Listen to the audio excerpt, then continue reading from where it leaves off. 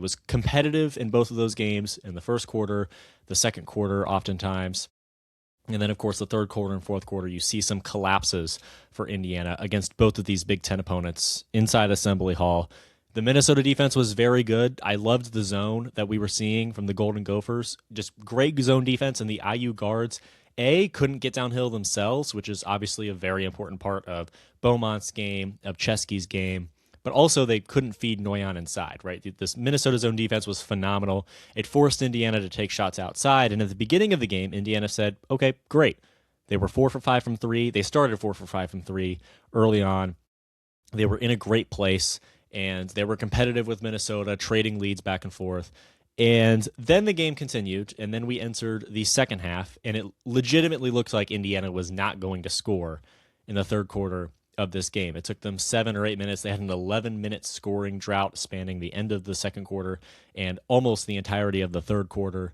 And then finally, they ended up scoring 5 points in the third quarter. But that was, I believe, a 17-5 run for Minnesota in the entirety of the third quarter. They outscored Indiana 17-5. And that's where the offense just completely dried up, and the game was over. The fourth quarter, the entirety of the fourth quarter was garbage time. Some of the third quarter could even be considered garbage time, although Indiana started to pick up the pace a little bit, and they found their footing towards the end. Again, those 5 points, had a Chesky triple, and then a Chesky assist, actually, to Noyan underneath the basket that allowed Indiana to put some points on the board in the third quarter, which allowed the arena to take a sigh of relief and really helped Indiana feel like they had something to say about the result in this game. But every single demon of Indiana resurfaced in the game against Minnesota.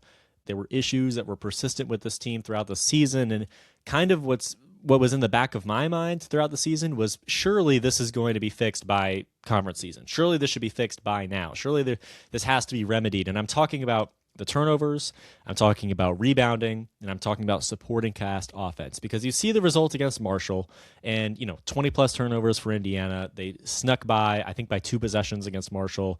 Very close game, very scary, but they didn't lose, right? Same thing happened against UIC. They were losing at halftime, noticeably losing at halftime as well, against UIC at home, and Chesky ends up taking over in the fourth quarter, and Indiana ends up winning. Even the Eastern Michigan game can be looked at in this way. And so before and after the injury to Zanius Okungumen, these 3 issues kept coming up, and I kept thinking, it's okay. Like, surely we get this figured out by Big Ten play. The Illinois loss was horrible, terrible game. All of these issues very prevalent in that loss. And then they have some more time to take some rest, right? Enjoy the holiday season. They have the couple more tune-ups against Western Carolina. Western Carolina, great game, right? The ULM game, also very impressive. I think they won 98-54, right? Looking great. Eastern Michigan, a little bit shakier, but a little bit tougher of an opponent. And still, Indiana looks like they're finding their footing. They're finding their groove. They're ready to take on these good teams in Big Ten play, and they did, and they were. But again, these issues all resurfaced in the worst of ways against Minnesota.